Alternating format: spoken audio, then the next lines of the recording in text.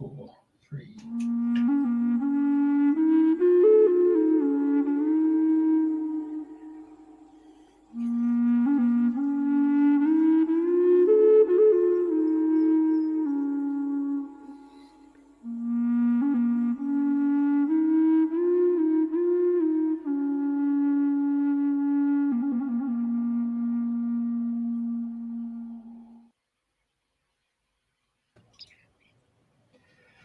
Well, it's a good evening from the studios in Australia, but it's also a good morning to our guests in Italy and in England. So without further ado, I'll go straight to our co-host, Andrena Forrest, and she can introduce us to our guests. We're looking forward to a very good show this morning. Andrena. Oh, thank you, Jeffrey. Good morning, everybody. Welcome, Priti, Pauline and Michelangelo. And today is the 9th of October. We are swiftly going through the months and the weeks like you wouldn't believe. Anyway, without further ado, some of you know that we've had Michelangelo and Pauline has been on the podcast a couple of times discussing food. And one of the things that Michelangelo shared was his charts of the red foods and the green foods, which has caused a few ripples around where he doesn't eat dairy, doesn't eat meat, and all of these things. So the question I asked last time, well, what can we eat then?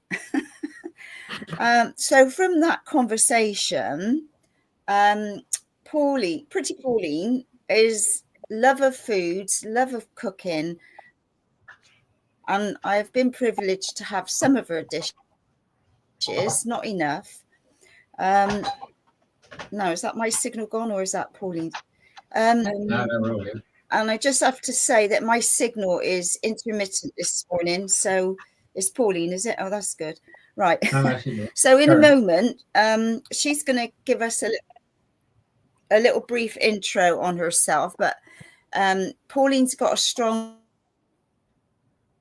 Aussie link.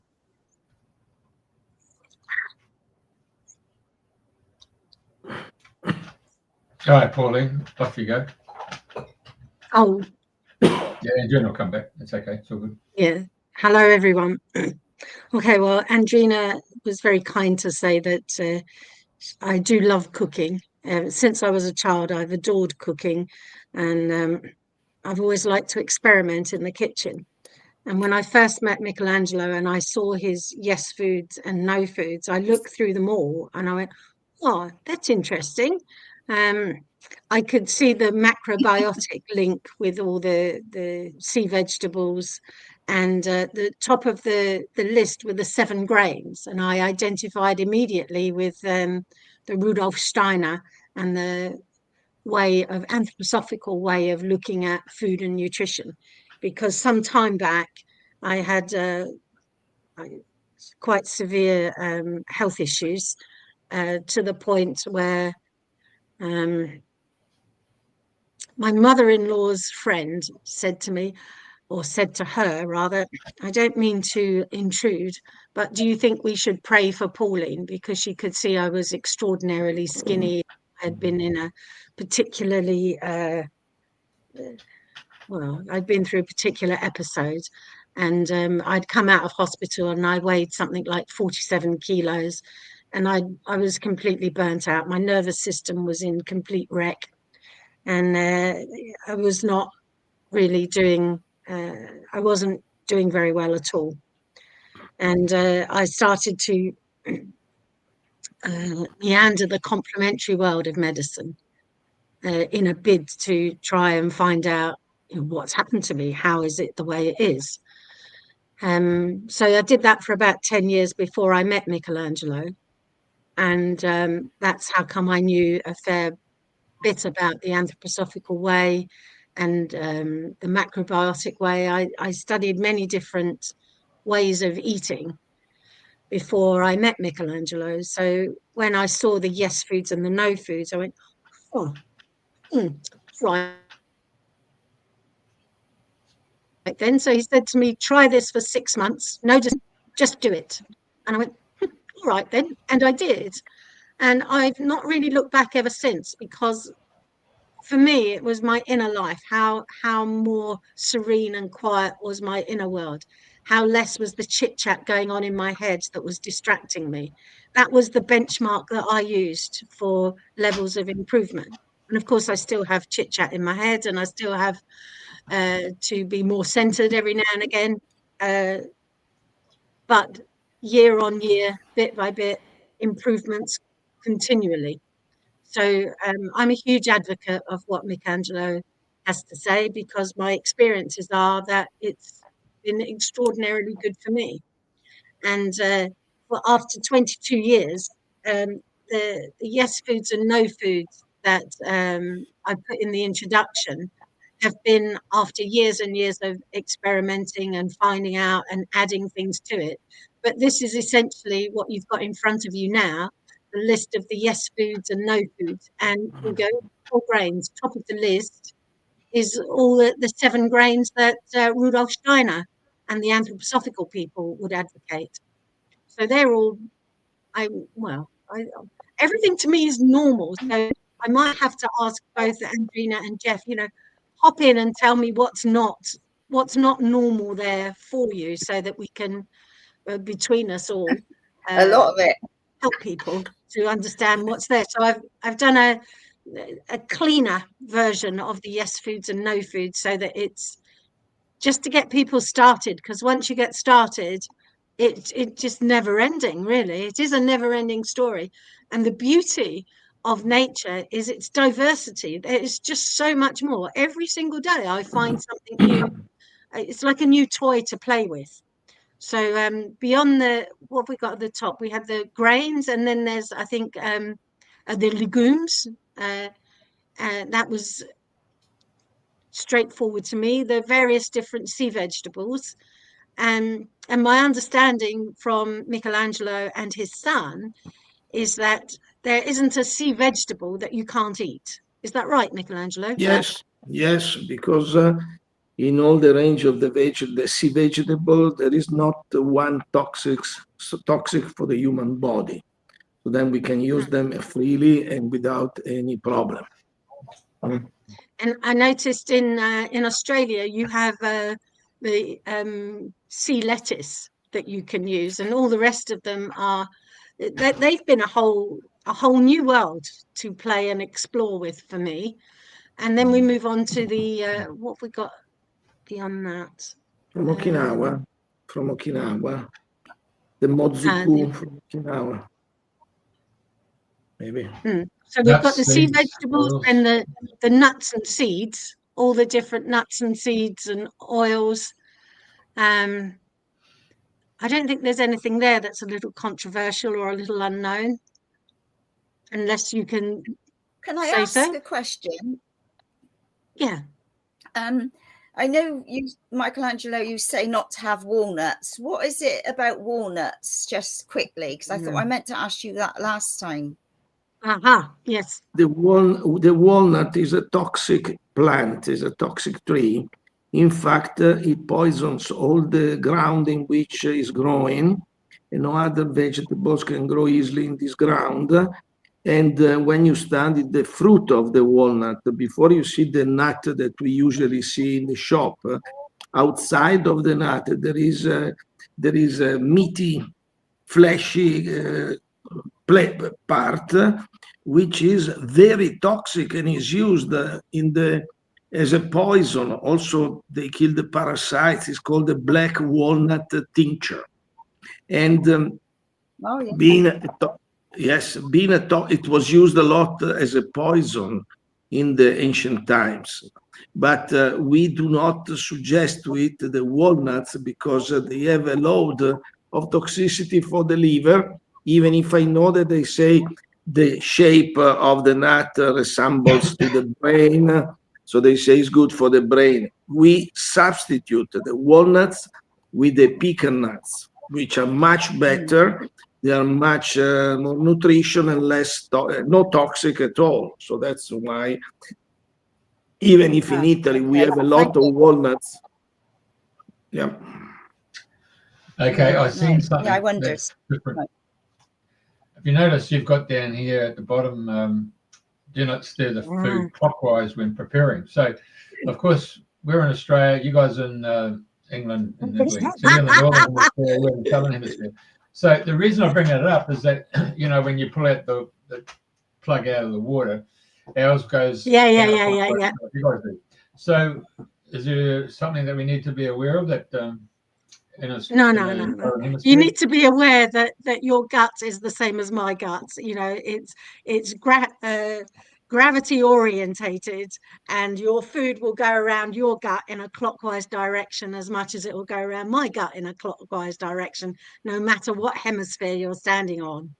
Right. Okay. So the stirring of the food clockwise is to, if you like, energetically be the same as within, so without. So your intestines will process your food in a clockwise direction. So it's just about. Is that reasonable enough for you, Jeffrey? Yeah, just asking the question. Okay, cool. Well, that's the answer anyway. So then we've got all the different sweeteners and the maple syrup, the malt syrups, and all the fruit concentrates. There are more to that list, as I discovered as the years went on. But to start off with, that's a very good starting point. And all the different beverages. It's good what you've done.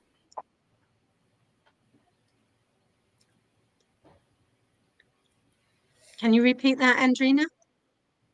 Yeah, I like what you've done, how you've set it out, so we can share that afterwards.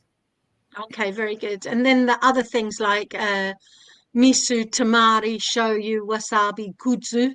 Kudzu was a new ingredient to me in the beginning, which is a wild arrowroot. And I've got some in the kitchen if we want to have a look at that. Umeboshi, also that was quite new to me. And shisu, taku, the horseradish, all of these, they're more from the Japanese macrobiotic influences, but they are reasonably readily available if you go looking for them. And I also knew about lecithin granules when I first met Michelangelo, and it was something that I had already was very familiar with. And Vitamar, we have some Vitamar here.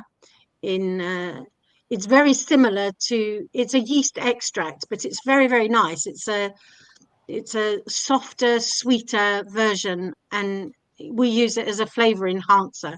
So you can put it into many different things like broths and even the mayonnaise that we can make. And then finally on there's a list of Alexander seeds. And these, well, I forage these really all around the coastline of England. Folkestone to me is what I call Alexander Alley. There's just so many Alexander seeds there, and they were in use a long time, well, not a long time ago, in the 1900s, before peppercorns came to England.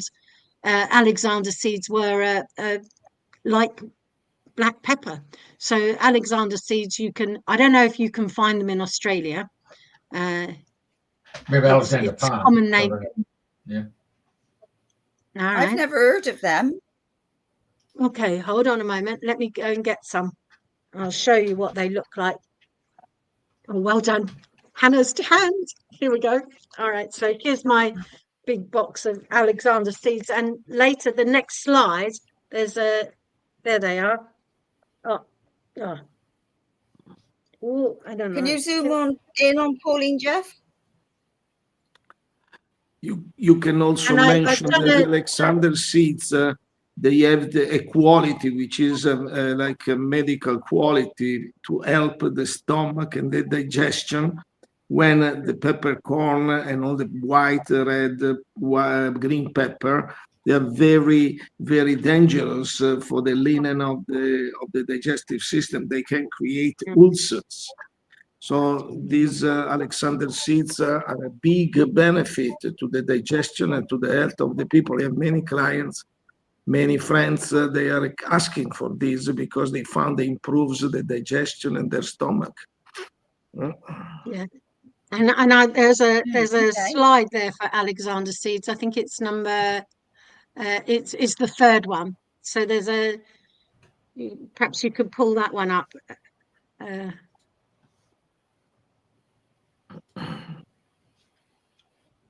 And all of these slides are available to anyone if they want them.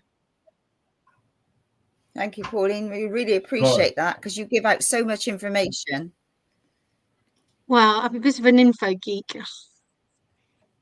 And you know, last week Andrena asked about, oh, well, what can I eat? What's an instant snacks that you can eat? Well, all of the ones that Jeff is showing now, these are off the shelf, readily available.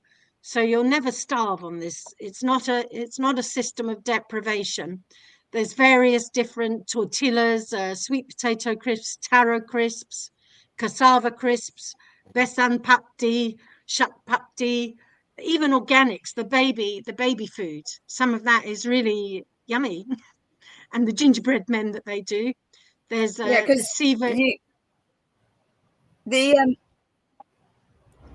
what was it when we were in Glastonbury, you had a container of blimmin' delicious. I can't remember what they were now. I think that was the shak some papdi, sort of like a crisp. Yeah, this one here in the middle between yeah, that was it. That was lovely. Yeah. They're made by they're an Indian snack made by a company in Park Royal in London. And both of those are from them. So all of these are snacks that are readily available, and you can live on snacks if you have to. But there's also the naked bars. I mean, do you have naked bars in Australia, Jeff? What do they look like? These things? Yeah. No, not that brand. No. Okay. Well, naked were very, very good, and most of them are quite good, but you just need to be careful that some of them they make them with peanuts. There's the pretzels, sugar-free biscuits, and then there's the baby biscuits, the organics gingerbread men. So start looking for different things. Check out the ingredients. There's halva, which is sesame snack, but halva is usually made with honey. This one is made with grape juice and sultanas, and it's yummy. It's lovely. So little by little, there's more and more and more discoveries as to what's available and what you can eat. And these are they're readily available and off the shelf. So I hope that will fill your snack cupboard, Andrena, this time round. I'll give you something to look out for in the shops. I bought some taro, like you said, and I cooked it in a little bit of oil yesterday with some salt. It was blooming lovely. Brilliant. Well, once you discover it for yourself, then you'll know it forever. So there's the Alexander seeds, and this is where we first discovered them in England during the COVID times. In Penzance, yes. And that's a picture that I took of where we were. And Michelangelo tells a very beautiful story about Alexander the Great, why they're called Alexander seeds.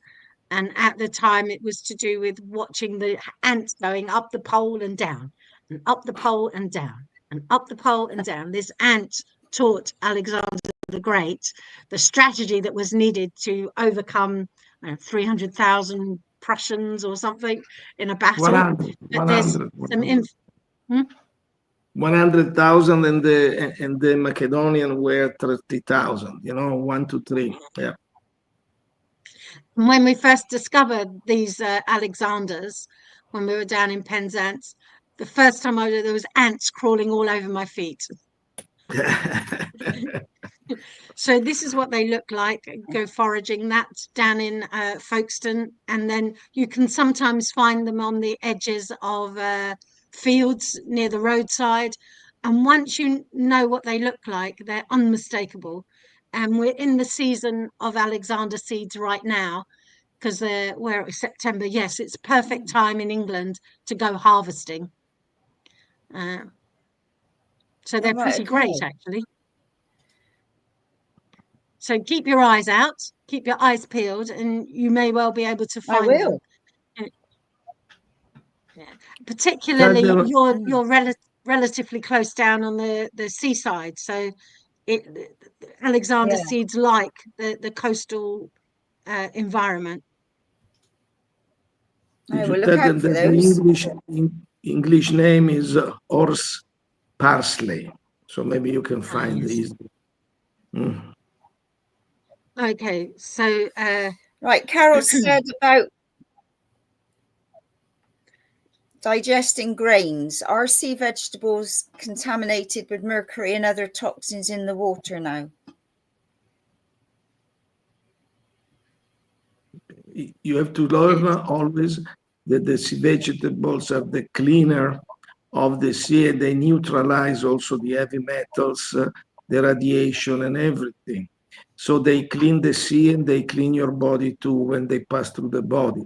Only if you don't know how they work, you can have this bias that they are polluted. Like the fish is polluted by heavy metals, mercury and so on. When the sea vegetables, they cannot pollute you because the sea vegetables are the cleaners. So they clean the heavy metals that you may have into your body, even if they are in a polluted sea. They're always cleaning wherever they are put. When we cook the grains, we cook with kombu, which is a phenomenal sucker, if you like. It loves all the toxins and everything, and it just holds them. So the grains can be stored for many years before people get to use them. So if people are having trouble digesting the grains, you have to trust their own inner doctor. Find something else that's soother on the body. So if they're having trouble digesting, start with what you like to eat. Start with what the body already likes, as long as it's on the yes list. That's what I'd say to the question. Anyway, let's have some recipes. Oh, where are we now? So at number 6, switching from Yes Foods or from your normal recipes of what you already like over to Yes Friendly Foods. Okay, we got that one. There we are. So if the original recipe, whatever it calls for, this list of substitutes over to Yes Friendly is readily available to anyone who wants it. So the cow's milk and the goat's milk, there's plenty of plant-based milks that can be substituted. Buttermilk as well. There's an Irish soda recipe, Irish soda bread, which I've got that in the next slide that's coming up. All the yogurts, the cheeses, there's an entire 6 pages worth of different plant-based cheeses that if people want to engage with this, I'll willingly give them a list over the years. One of the greatest ones is the mozzarella. It's a fabulous brand. It's a fabulous make made with sprouted rice milk. You can get a parmigiano, whatever. They have made cheddar like it's a bit hard. I have them here if you want to show. If you want to show, you can go in the fridge here. We have the Parmesan grated, the hard. Yes. Yeah. And they made also the Greek one, the feta cheese. Yeah. They make also the mozzarella much softer to melt when you make the pizza and the lasagna. A new type, and also they made the one in the liquid. You know that mozzarella is kept in its liquid. Now they have made also this. So there are 3 types of mozzarella. 3 types. And they've also got the one that mascarpone. Oh, is it upside down? Mascarpone version. So this, No, this is the in Purizza, they sell these in Purizza as well, if anyone goes to the Purizza restaurant. So the mascarpone is beautiful, a lovely cream cheese. Again, it's mozzarella, and it's all made with sprouted rice milk. And if we move on, and then plenty of others that, funnily enough, my son bought me a vegan cheese making kit. You can actually, I've made feta cheese from almond milk. So there's plenty to explore there, and there's plenty available as well. And what's the bouillon, seitan for the meat? Which one? For meats. Can you repeat? Under the meat section. Yeah, no, seitan. Seitan. Seitan is wheat meat. Wheat meat. And to get to the seitan, okay, you get make a dough ball of wheat with just flour and water, and soak it in water for about an hour. And then what that does is it loosens up the starch, and you run it under cold water, massage, and the starch will all fall away, and you're left with the protein or the meat of the wheat. And with that, you can boil it up with the shoyu and ginger and some other kombu flavorsome kombu, yes, and make a meat out of it, really. And then once you've got that, it's as versatile as you like. Next time I'm in Glastonbury, maybe if people want, I can show them how to make the seitan, because it's a fairly elaborate process, but not overly complicated. But when you've got the seitan, and all of the shonai fu and the Japanese foods are all seitan based, which is the meat wheat. And it has a texture like meat, like chicken, and you can flavor it as you like. You can put it into breadcrumbs and make Wiener schnitzels out of it, and you wouldn't know. It has the same texture as meat does. Okay, so seitan, so all sorts of meats, and there is an information sheet called All Things Seitan that I've put together. The Italians, I have to give them credit; they are got to be the best seitan makers in the world, and the variety of seitan that you can get in Italy is amazing, and it's just brilliant, really. So you'd never know that you were missing out on anything if you're a meat eater, in my opinion. Yes. And again, roasted veal, Milanese, everything, it's fantastic and tasted, and you don't waste anything, and it's all protein, when in the meat there is no 15-20% is protein. The other stuff is fat, liquid water, anything. And now also the meat is becoming more and more toxic. So the people have to understand also this. Yes. How the animals, if you like, how the animals are grown. They're given antibiotics, they're given many other hormones and everything, and they're all in the meat when you're eating it. So seitan, I still find many different things to do with it. You can make a spaghetti bolognese with it, everything, it's hugely versatile. So we move fish, if you want the sea vegetables. Funnily enough, I had some people that were coming over from Mexico, and they were vegan. And when I made the sea spaghetti, you can get, it's beautiful, it's wonderful. It's long, looks like spaghetti, but it's a sea vegetable. And when they tasted it, it's too fishy for me. So even the vegan people were rejecting the sea vegetable because they were too fishy. So there's plenty of sea vegetables around. If you like the fishy taste, then it's a no-brainer. and eggs as well. Moving on to them, soy lecithin or sunflower lecithin are the lecithin is pretty much what an egg yolk is made up of. Feeds the brain as well. That's what your brain is made up of. And there's other binders as well, like breadcrumbs and oats and flax seeds, cornstarch, kudzu as well, and soya cream. So anything that calls for eggs in the recipe, you can substitute fairly swiftly with something that will bind it. And there is well, 10, 15 years ago, aquafaba was discovered, and that's also quite a good binder. Gelatin, honey or sugar. Okay, so we've got the honey is back on the date syrup, blackstrap molasses, maple syrup, oat syrup. There's plenty of the malt syrups that are just substitute one for one.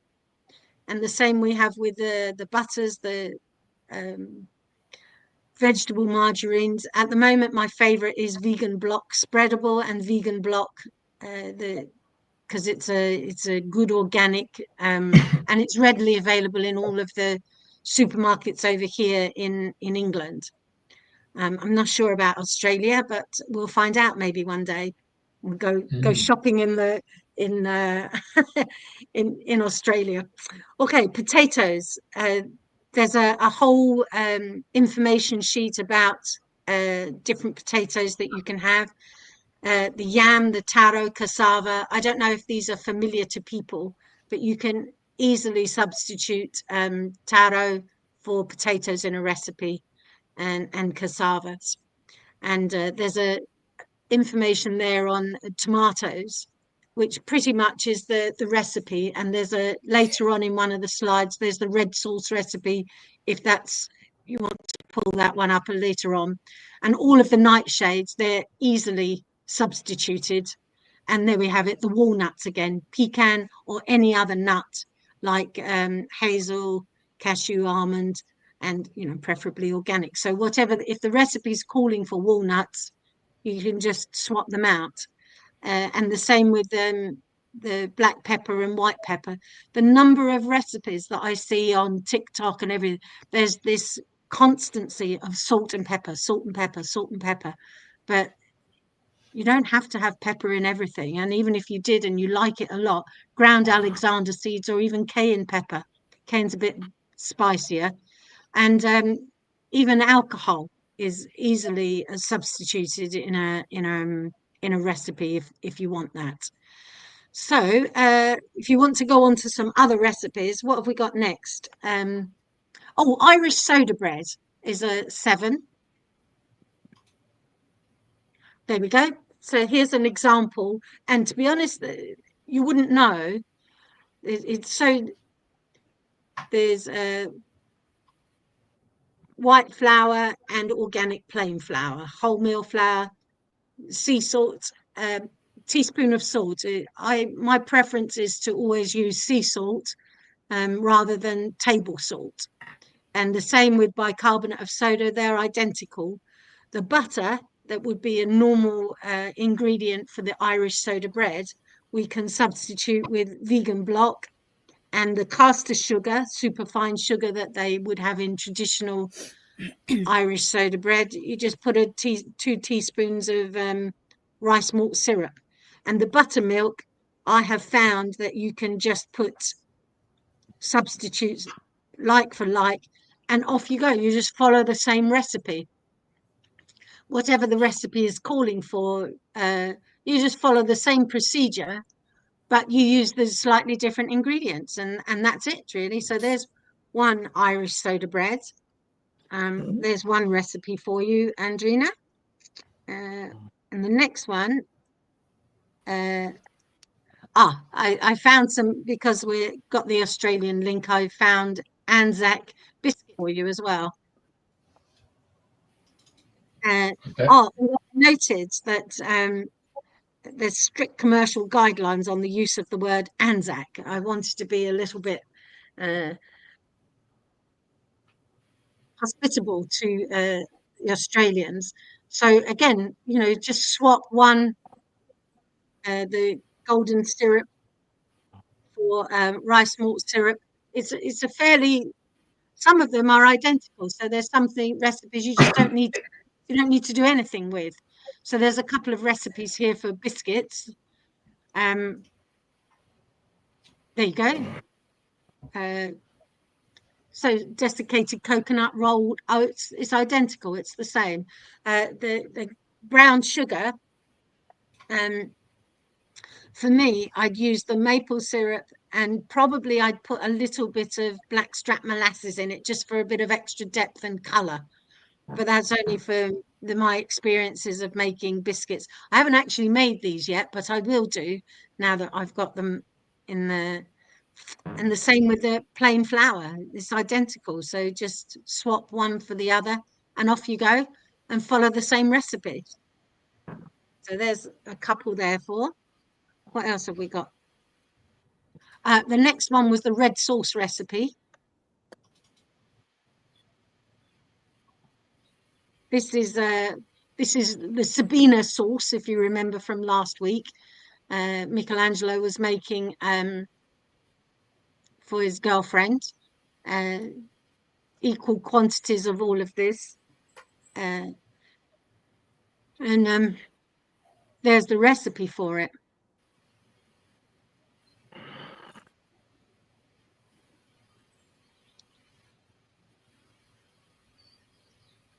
And this red sauce will last. It'll last, I would imagine, at least a year. It doesn't last because I use it up, but it will last at least a year if you put it, tighten it up. Yeah. Once If it's you don't open, use it. absolutely. Yeah, it'll never last. It'll never last because as soon as you make it, you'll use it. They're good. Really amazing. So again, with the umeboshi paste and the kombu apple cider vinegar, this is what brings the flavor in. And with that basic recipe, I've moved on with coming into Halloween season coming up now by the end of the month, and pretty much if you're used to making the red sauce, you can easily move on and make pumpkin soup and use the flesh of the pumpkins that you're making for your lanterns to put out to keep the evil spirits away at Halloween time. So there's more recipes there. So your 80 degrees, is that Celsius or Fahrenheit? Because I noticed some of your stuff's on Fahrenheit. What's that? Yeah. That would be Fahrenheit, yeah. Close to, no, Celsius, that 80 degrees. 80 degrees Celsius, a little under boiling point. Well, 33 degrees Celsius is over 100 degrees. Oh, okay. That's 100 degrees. What is that? Fahrenheit? That must be Fahrenheit. So yeah. yeah. So it'll be Fahrenheit then, won't it? Yeah. Okay. I'll pick that up and I'll correct that. Yeah. Just a little under boiling point. There, 100 degrees. So where are we next? So, this is Halloween bloodbath. I used to do after school chefs clubs, and this was a favorite recipe for the children coming up to Halloween. And you can see here that you can use all the innards of your pumpkin, so there's a very good use for them afterwards. So saute the onion, add in till it's nice and soft, put in the pumpkin and let that saute up as well.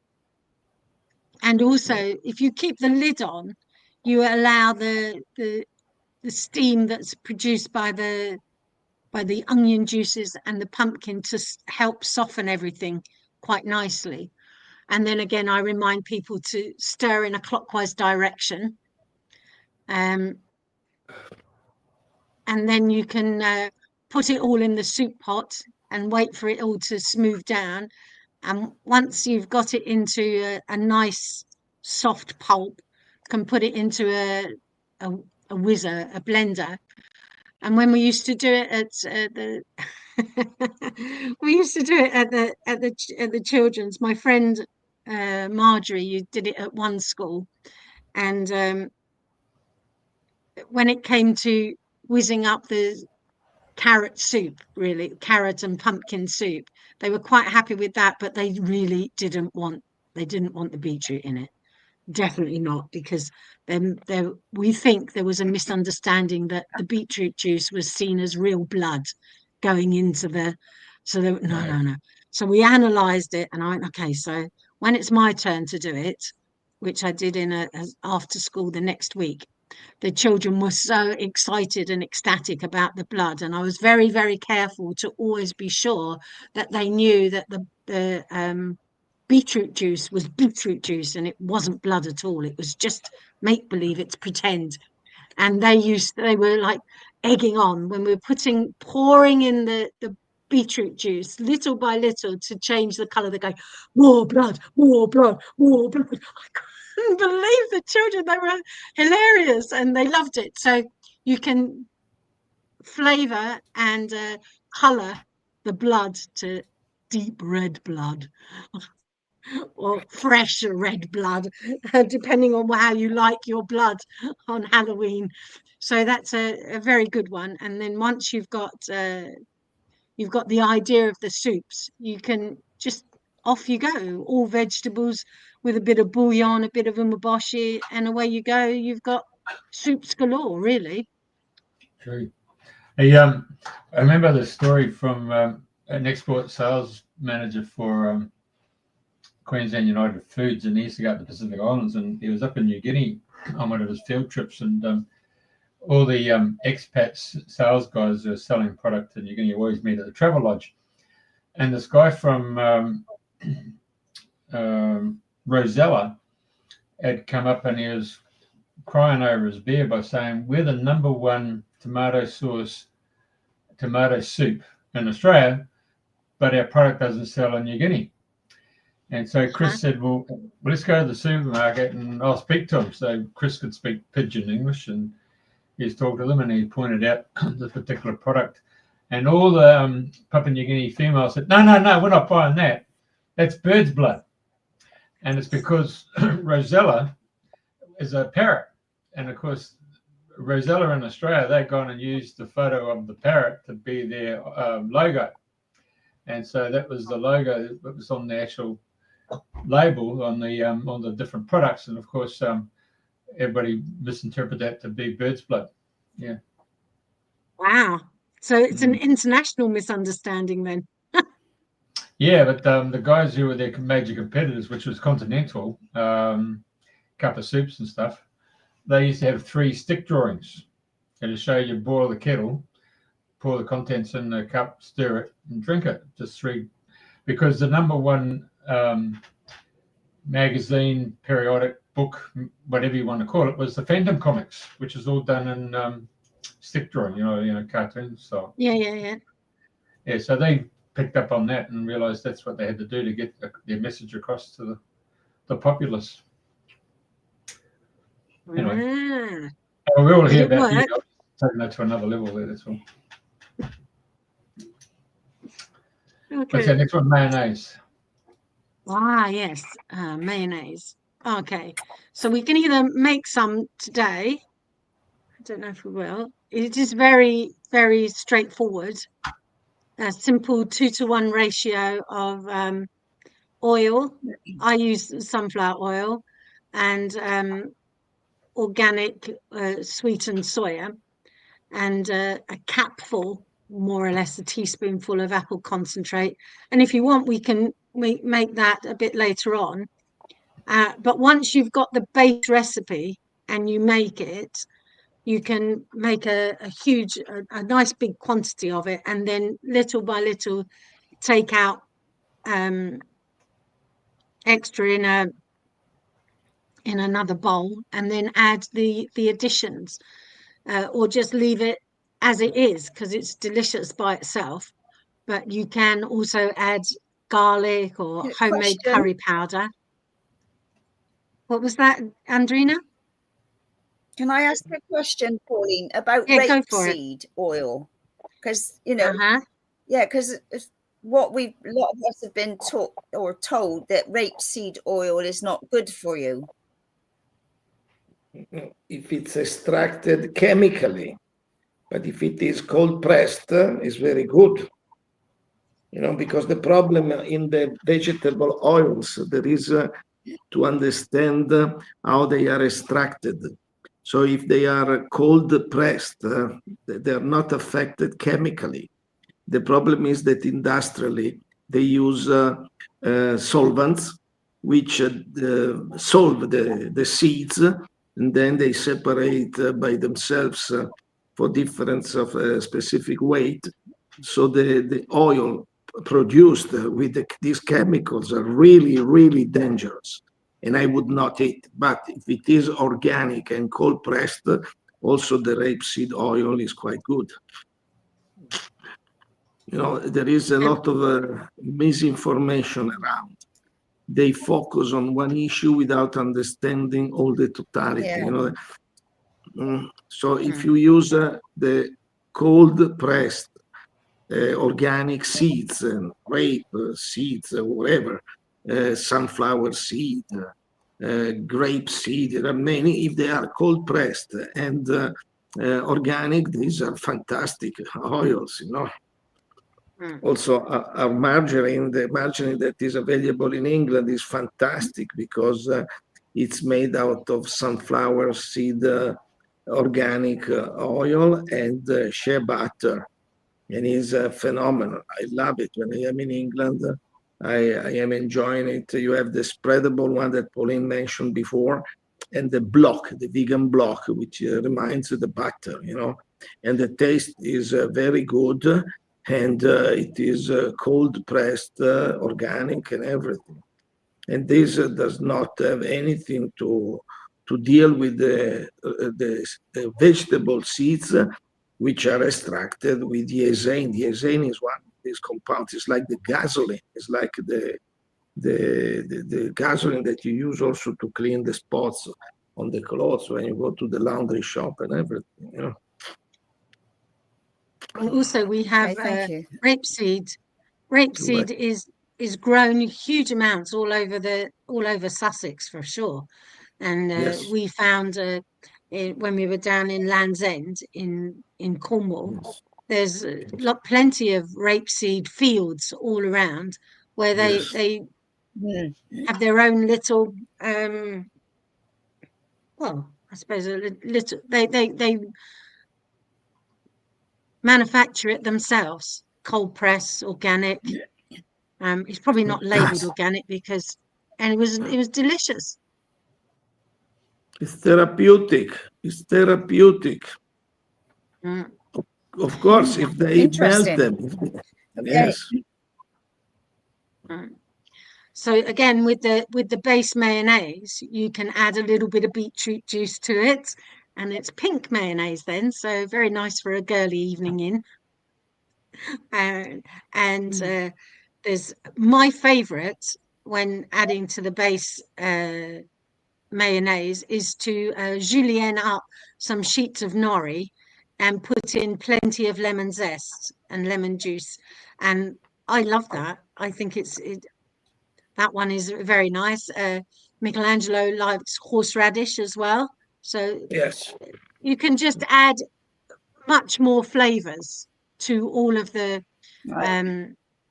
base mayonnaise. Sauerkraut is Krauty mayonnaise is beautiful. You know, you just you can get a jar of already made sauerkraut, squeeze it so that it's just the cabbage that you're looking at, and mix it in with the mayonnaise, and that's another great way of eating the mayonnaise. Capers, if you've got capers and you like them, the ones that I get are preserved in salt, so it takes a fair bit to soak them in water to be sure that they're not too salty, and then just add them in either whole, or you can whiz them in so that it's a kind of like flecky mayonnaise. Then change the color with mustard. You can either get whole grain mustard. There's Biona makes a very good mustard, whole grain mustard, that's just mustard with apple cider vinegar and very minimal ingredients with it. Wasabi, if you like wasabi, some people do, some people don't. Basil, the herb basil, you can get some basil pesto yourself, which I noticed in Infinity Foods the other day when I was there, was beautiful. It was just olive oil, basil, loads and loads of basil, and cashew nuts, and that was it. Very simple. So that can be added to the mayonnaise. Truffle and truffle oils and tamari, or cayenne pepper. So you've got a deep salt and pepper kind of mayonnaise if you fancy it. And then again, any of the herbs that you like, coriander, just coriander on its own, so you make a coriander mayonnaise, or rosemary or sage, or if you like to mix and match them together. There's an endless permutations of what you can do. And also, if you wanted to do lemongrass, you might, I've never done it, but I might do, is see what it's like to add the coconut oil with the lemongrass to make a kind of Thai type mayonnaise. Yeah. So there's once you start with the mayonnaise, you can just go on and on and on and on. It's the permutations are limitless. I can see that. Only by your own imagination. So there's a recipe you can work with. Happy with that?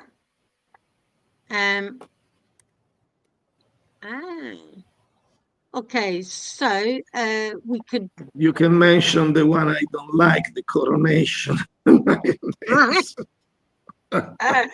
Yeah, all right. I mentioned there's this one. This was from ChatGTP, to be honest.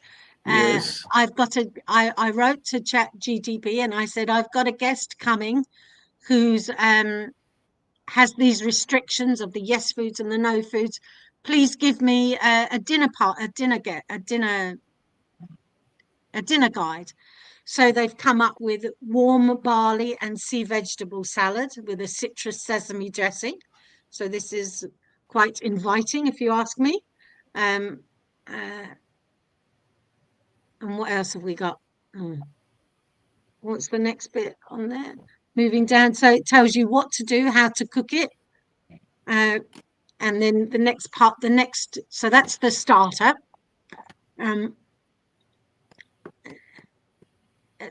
Tempeh marinated, there's with roasted vegetables and a millet bay leaf. So again, just follow the instructions. Now, the only thing with ChatGTP was that they didn't realize that what we normally leave a couple of hours between the main meal and dessert to give the stomach and the digestive system time to digest and not to overload it. So an hour and a half or 2 hours later, have the dessert. Yes. Very good. Okay, so, and they give you your shopping list, so it's all done for you. And I think it's a remarkable resource if people want to use it. But from my experiences, I've had 23 years plus of cooking this way, and every single time, as long as my cupboards are filled with yes food ingredients, I don't have any problems with it. So when I did the introduction, for me, the first thing to do is to get your cupboards organized into, if you're in a family that isn't all going to be following this way, identify which is yes foods and which is no foods. And then anytime I'm cooking, I'm just cooking with yes ingredients.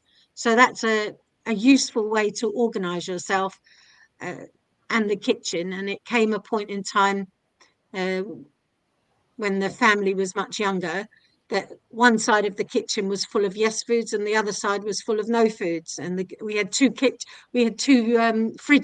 One was a yes fridge and one was a no fridge, or anything goes fridge. So here's this my eldest son loves these. There's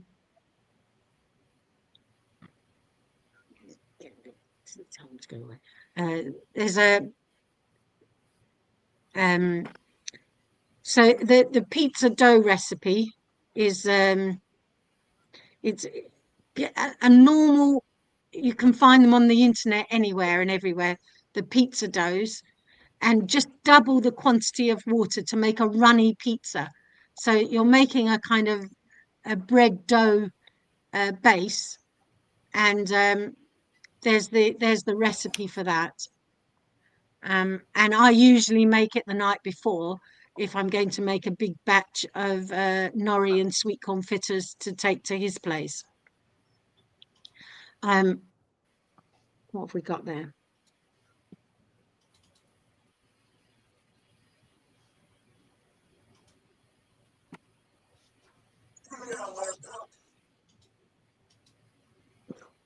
Okay, so we'll get rid of those people. And in the recipes that we sent to Jeff, there's loads and loads of different fritters that you can make. The Yes Friendly Fritter book. Okay. Yeah.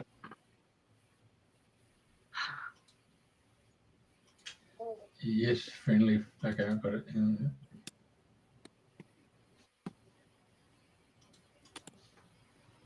This looks really lovely. Cool. Let's have a look at the stream. Yeah.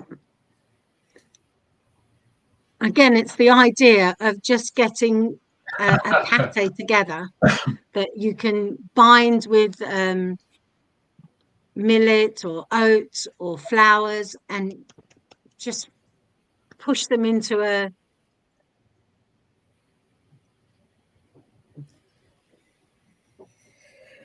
okay.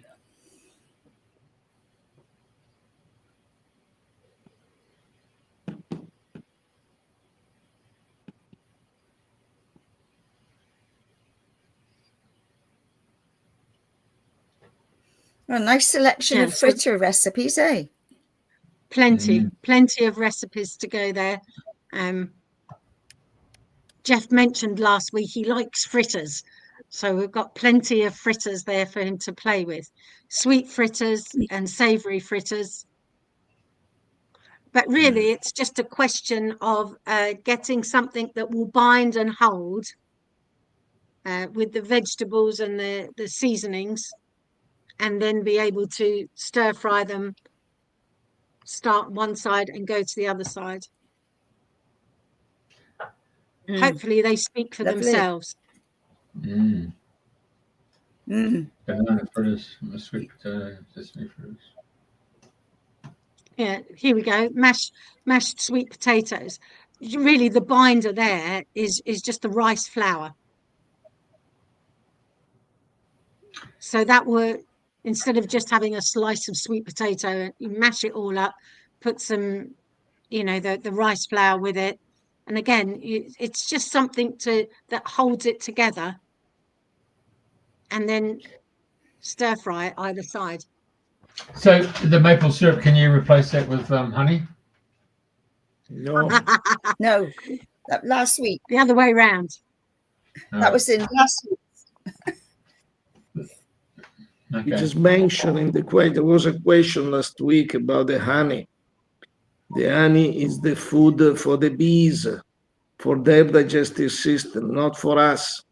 When we put the honey in our digestive system, we create imbalances and sometimes loss of minerals and enzymes. And we not only respect the bees, but also we respect nature, because the bees are fundamental in the pollination. And if they don't have their own food, they get sick and decaying, and they get prone to many diseases.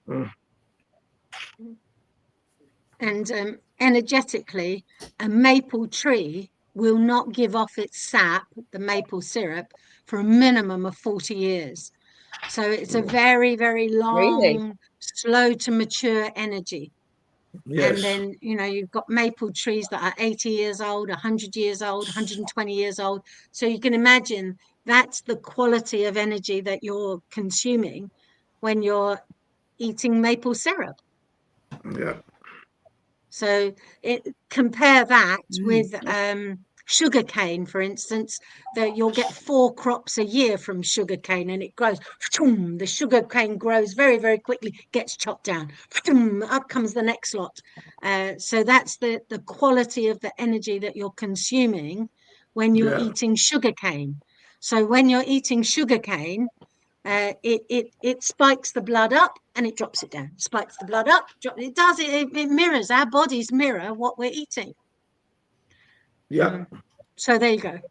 Fantastic fritters from Captain Fantastic. Oh, there's so many there that look easy enough to try.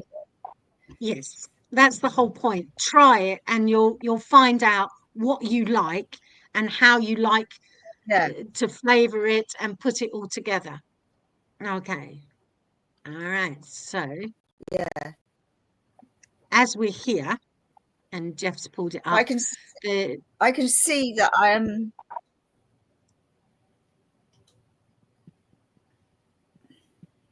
Carry on, Andrena. And with it, I was going to say, yeah, I can see there's lots of little more things I need to go out and buy. Like I've come back with tofu and all sorts of bits and pieces from the last talk, but I can see that to make some of these other things, there's lots of little things I need to go out and get next. So, but also by chewing your food, just being mindful. And here are the some eating guidelines, because we're moving away from proteins, carbohydrates, the scientific way of doing it, and trying to get back into our bodies and understanding and giving the best to our body. And there was an old adage when I was studying nutrition, which was chew your drinks and drink your food. So everything is, you stay in the keep it in the mouth, keep it chewing, and it is the first part of our digestive process and often overlooked. And Michelangelo says many times that the stomach doesn't have teeth, so give your stomach a chance to actually do its job by chewing whatever it is that's in your mouth, be it a liquid or a food, so that it's beautifully amalgamated and with the saliva and with the digestive enzymes of the mouth. And energetically, the food or the energy exchange takes place in the palate of the mouth. So the longer you keep your food in the mouth, the more energy you get into your entire system. So where are we after? Always check of course, always check the labels for ingredients, and hidden ingredients that the people, the manufacturers, they kind of get around. Particularly, I don't know, shouldn't name it really, but there's one alternative cheese manufacturer that every single one of their products has potato in it, but you wouldn't know it. They call it modified starch, or they call it something else, but every single one of them has got potatoes in it. So I don't, and they've been hugely successful. We'll have the name after. Supermarkets. Yes, okay then. And then raw cane sugar and agave syrup. Just be careful. Spirit vinegar. Sometimes I've no idea what that really means, but stay away from it. And recognize some of the names as being dairy, like lactose, casein, or whey, or skimmed milk. It's all dairy. Yeah, chili and paprika. So just be careful when you're reading the labels that and at the very end of that, I say, when in doubt, just leave it and wait till you've done your research and then come back to it. And and What of course, about whey protein? You see these packets in the health shop and all that. I think I would assume whey that if it's protein whey, if it's fillers or whey drinks or something. For me, at the moment I see whey, I think of curds and whey, and I automatically assume it's dairy.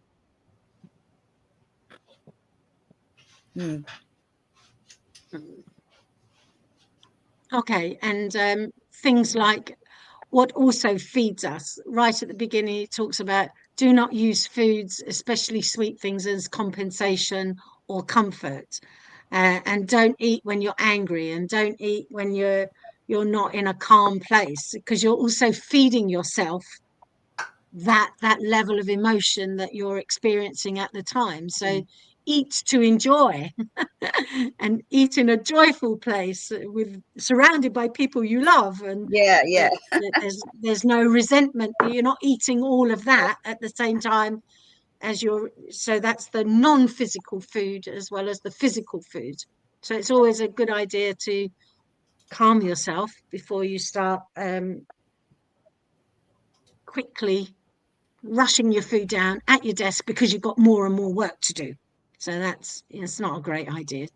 The Europeans are fabulous at taking time out to enjoy their food, have a proper lunchtime, and then come back to work a bit later.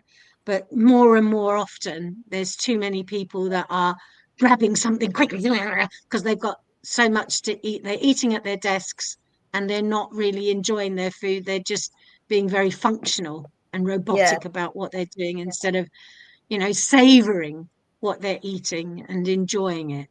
That's life, isn't it? Are we supposed to do that too? What about exactly? What about Vegemite and Marmite and Bovril?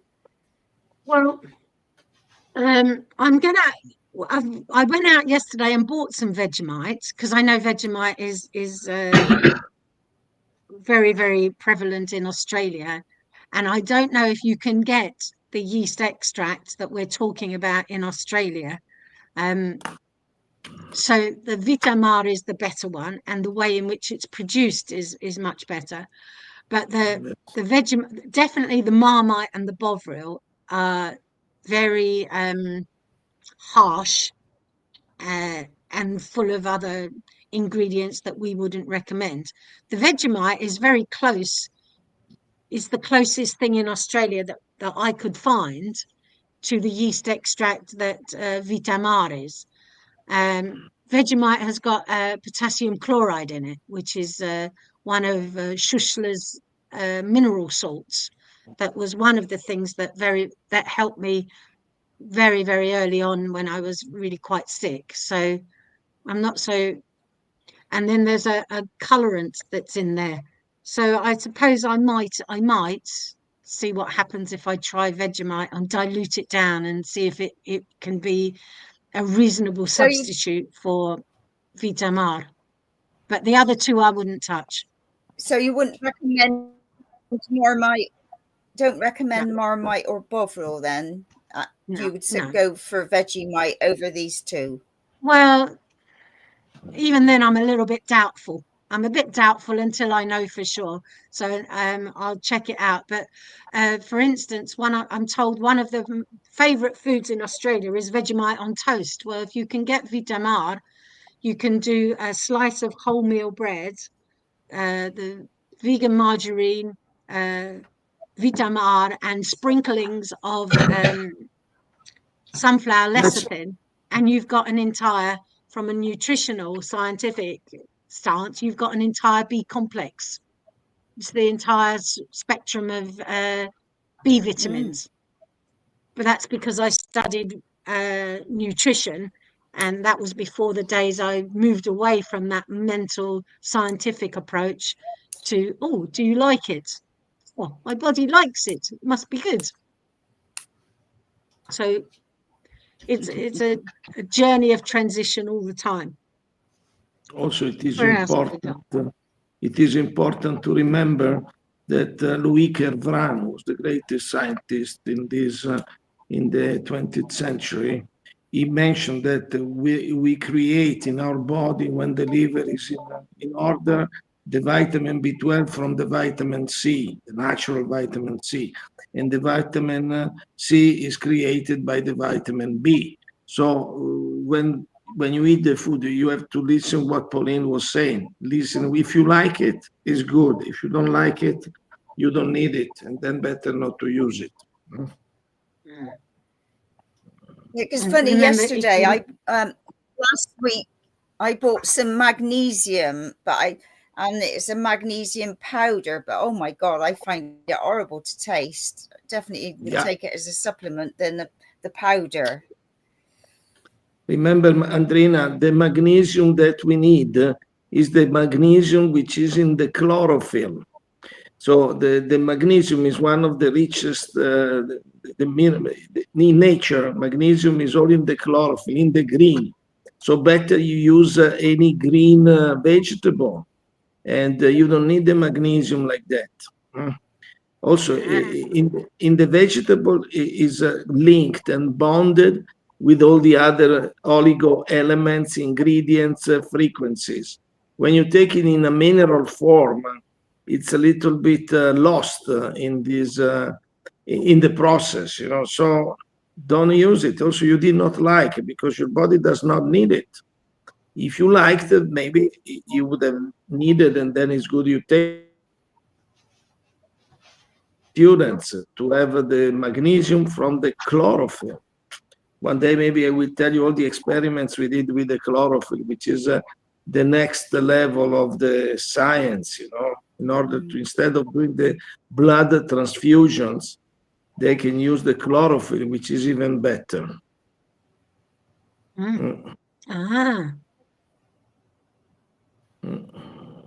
Because the magnesium... Yes? Carry on, Michelangelo. No, because the magnesium... Because I've had restless legs, so I assumed I was magnesium deficient. But the magnesium deficiency is because there is some other problems in the iron deficiency. When there is a magnesium deficiency, there must be also an iron deficiency. So the secret is always to help the body to find his natural doctor, which guides you where you find with the taste that you like, the ingredients that you need. That's the inner doctor, what we call it. It has to come out because up to now it has been closed into the jail of the mind, because the mind receives an information, say this is good for you, then even if you don't like, you do it because you think in the good sense you want to help. In that moment, you don't help, you create more problems. It's like the child, and I had this great experience when I was 9 years old and I was studying in the school. I was a good student. In the elementary school, my teacher was teaching about the breathing, and we need the oxygen for breathing. And then in the house, I had a golden fish, and I thought, I give him more oxygen. I gave the oxygen peroxide, and I killed it. So then I learned that the science is not so keen in understanding what the body does and how it works.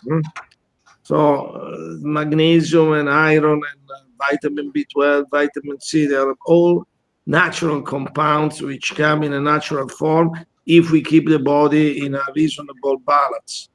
Then I have seen people with iron deficiency because they have a big stress which blocks the energy of the liver. The same with the magnesium in the nervous system, because magnesium is very important in the nervous system, but the magnesium that we use in the body does not come from the magnesium that we take from the plants. It is transformed from the iron, so the people who like things which are reddish or everything. But that's a long story. We will do it another moment when we will decide to keep on and share this information, for which I mentioned, the biological transmutations from Louis Kervran, who was the greatest, for me, the greatest scientist, director of the French Academy of Science in France for 16 years. And then he found all this, which is practically the ancient alchemy. In the alchemy, the alchemist knew that the elements could change. In the Lavoisier chemistry, which is the chemistry of the modern science, we don't understand the chemistry. Only in the radioactivity, in the nuclear science, they accepted that the elements could change, but in the laboratory they need a lot of degrees of temperature, when in our body everything happens at 36, 37 degrees, which is an abnormal temperature. Okay. I would like to ask one question, and I messaged Pauline. I've got a friend who's got a young daughter, 12, 13, who's very low in iron. Obviously, she's going through periods and hormones and all sorts of things like that. And she did end up in hospital. They thought it was appendicitis, but it wasn't. So I'm not sure if it was her fibroids or what. But what would you suggest for young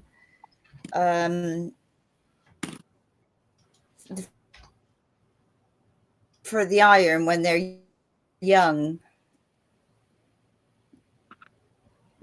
Well, as I said, the iron comes from the magnesium. So you should help these children to eat the greens, the chlorophyll. You can give chlorella, spirulina. The best one is the clamat, and many other green vegetables. All the green vegetables are rich of magnesium, and the chlorophyll is helping. The problem is, if the liver is not in a good balance, the liver cannot transform this magnesium into iron. And why the liver is incapable to do it? Because it's busy in many other engagements. One can be toxicity from the food, and another one is toxicity from the emotions and the stress. So, and this is already acknowledged by Colin Campbell, who is the director of the science of the modern science, who wrote the China Study, the book on the cancer, which arrives to see that the animal proteins are cancer inducing. But for me, this is not so much. You know, that they give the scientific proof. But for this girl, we have to see what kind of stresses she's going and what kind of mistakes she's doing on a physical level. After this is much easier. I have many cases that they resolve their problems without big troubles, you know. In England, Andrena, I'll have to listen. The best supplier of Climate is the Really Healthy Company in London Bridge. So you can, there's different qualities and different levels of Climate available, but this we found to be the very, very best. Yeah, yes, absolutely. And they have also some other fermented products which they import from Japan, like BioBran, many other very good products. And this is a very simple company, but very, very, very good quality. Yes, they're really healthy company. Yes. Yeah, and they really mean it. It is. Yes. Yeah. Okay. So, shall we move on to some? Okay. Okay. This was a poem that I put together with.